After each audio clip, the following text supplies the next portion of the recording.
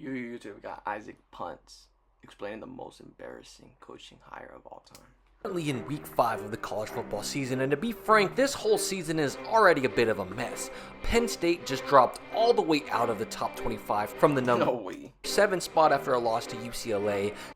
0-4 UCLA? Texas dropped all the way out after a loss to the Gators, and I legitimately can't tell if the SEC is good this year after Alabama lost in awful fashion. Alabama lost too? Florida State, but then beat Georgia, while Florida State lost to Florida, who beat Texas, and it oddly appears that the pinnacle of consistency in this cold world of college football is Ohio State, Oregon, and Indiana of all teams, who are the only ones who look to be where they were last year. But monologue aside, amongst the embarrassing and weird losses, there is one thing that is not getting nearly enough attention. A team so god-awful after such ridiculously high expectations that we might see their head coach fired in his first season, even with the ridiculous contract that he's under. And the embarrassment is coming from my own backyard.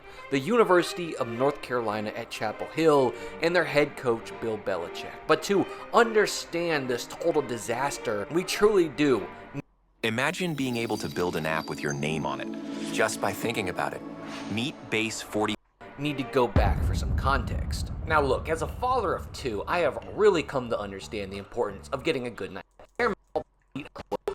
Back, right punts, ranks to become upgrade your sleep, exemplify the utter embarrassment. Then, to give a quick rundown of who Bill Belichick is as a coach. When he came into the league, he quickly rose to the ranks to become the Browns head coach, where in his time there, he became known for his strong defensive mindset and ability to find edges in the game and to be able to win. But he didn't really take off until he took over the New England Patriots in 2000, and he took over not a particularly great team as they started out 5-11, but by 2001, he took them to a Super Bowl with his young quarterback Tom Brady, and together they became the Palpatine and Darth Vader of the NFL. They won 6 Super Bowls over the near 2 decades that they were together, and 9 AFC Championship titles, as it became apparent that if you even wanted a chance to make it to the big game from the AFC, you would have to go through the Belichick-Brady combo. And while now I think the conversation has almost entirely shifted to giving Tom Brady more credit, during much of his tenure with the Patriots, they largely credited Bill's defensive mastermind for winning as many games and championships as they did,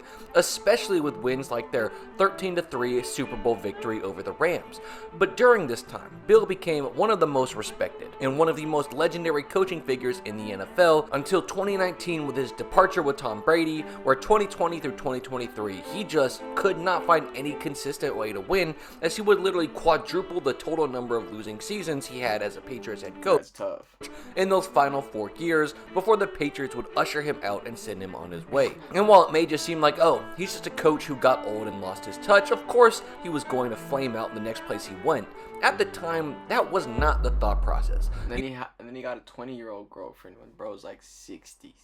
Come on, bro. See, him and the owner of the Patriots were apparently constantly at odds behind closed doors, and their last couple of drafts were a little bit rough. So the prevailing thought was more along the lines of, well, while Belichick could still coach defense as well, unluck with the draft and upper management infighting had caused enough problems for him to be able to succeed. So off he went to find a new coaching job, and people assumed he would be snapped up by teams like the Falcons, who were looking. But when teams went other directions, people were a little confused, because many assumed it was because of Belichick's my way or the highway and abrasive personality that management just didn't want to deal with, not necessarily because of his coaching. But then comes along one of the most interesting moves we had ever seen, and it was for a college team to hire Belichick. That was crazy. Aforementioned Chapel Hill. And this was so intriguing because of a couple things. First of all, Chapel Hill, while not a blue blood for college football, was a school that could have a lot of success in their football program. They have nice facilities, a great ability to recruit,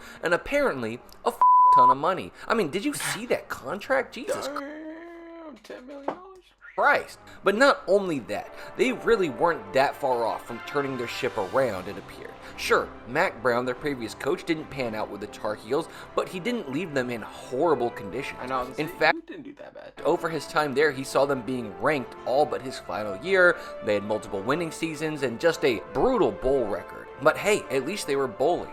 And now, this team who had all the potential in the world just picked up none other than one of the most legendary head coaches the NFL has ever seen. And there was no way that this could go poorly. Okay, wait, who is that? Is that his assistant? Bro. Or something? Why is he in all of his pictures? Oh, that's his girlfriend. Well, Belichick dating a 24-year-old, while a little jarring, is a small distraction price to pay for the ship being turned around.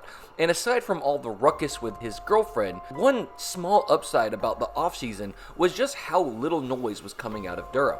I mean, I think we all sort of thought that meant the Belichickian system was in full effect, because you see, the one thing about the Patriots dynasty that made it so impressive was how quiet it was. There wasn't really a ton of drama coming in and out of it, not a lot of media, just a lot of dominating football. And with all the quiet of the offseason, aside from the obvious constant talking about his relationships, it let us kind of grow this sort of optimism for what Belichick had hoped to create in the 33rd Pro team. And then we got to game 1, where we get quite the parallel, as they were about to play against TCU. Now, it's only ironic because there's been about one other blockbuster hire as a head coach in the last few years that compares to this one, and that was, of course, Deion Sanders taking over Colorado. And their first win was against a ranked TCU, who actually turned out to not be that good. But now, with the next biggest coaching hire we've ever seen going to Chapel Hill, they, of course, also get to start out against a Horned Frogs team. And though this team was a lot better, how bad could it really go? Oh my god! Oh my god, 48-14. UNC had about one single drive where things looked alright before it just fell apart. Their defense could absolutely not stop the run, as TCU rushed for 250 yards on them. This opened up the pass game, and they then threw for another 284 yards. And Chapel Hill's off. Let me get you a cold one. Try one of these. That is the best buffalo wing in the county. You eat buffalo? No, it's just chicken.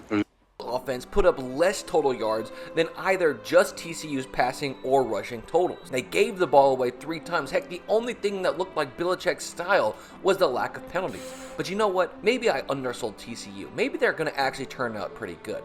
I mean, yeah, you'd like for Chapel Hill to not lose to even good teams 48-14. Maybe TCU is just that dumb. Oh, they didn't even put up 48. Damn, 42 to damn points on their FCS opponent. Oh, it's going to be one of those years, isn't it? But okay, let's get through our cupcake match against UNC Charlotte. And wow, that was not nearly as convincing enough. Don't get me wrong, it's a 3-possession game, but I don't think a 20-3 win was the exclamation point that I was looking for. But we get one more week to claim a free win against an FCS opponent ourselves, and then we have to take down UCF. And UCF to this point could be a statement win. I mean, they barely beat Jacksonville State, and sure, they stomped North Carolina A&T State, but I know firsthand that North Carolina A&T is way off their peak, and if Jacksonville State can hold them to 17 points, then surely one of the greatest defensive-minded coaches, they scored double that against us. And God, we scored even less than we did against TCU, as our quarterbacking situation was in the dirt. I mean, we're making other quarterbacks look like maestros. This wasn't just embarrassing. This just was not anything resembling what we expected. Wide open. From Belichick. But if there was one team we could get a statement win against, it is Clemson, who, yes,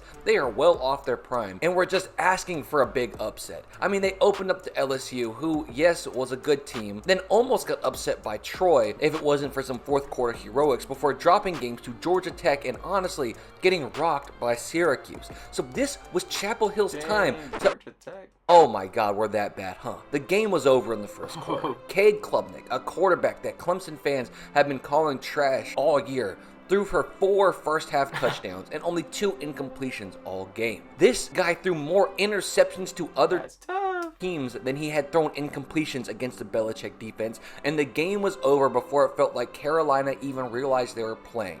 And now, even what we thought we had going for us, being the more disciplined team, slipped away with 8 penalties. So now they're sitting at 2-3. They've been not just beaten, but blown out by any team that had a pulse. And their defense, the one thing we thought was going to be alright, doesn't look good. And their offense somehow looks worse. Couple that with the fact that now everything surrounding Belichick's girlfriend is just extra salt on the wound that is being a bad football team. And this is why I truly believe it is the most embarrassing coaching start of all time. A century of unprecedented success at the professional level. That comes right when I get you home. Bye, have a great time.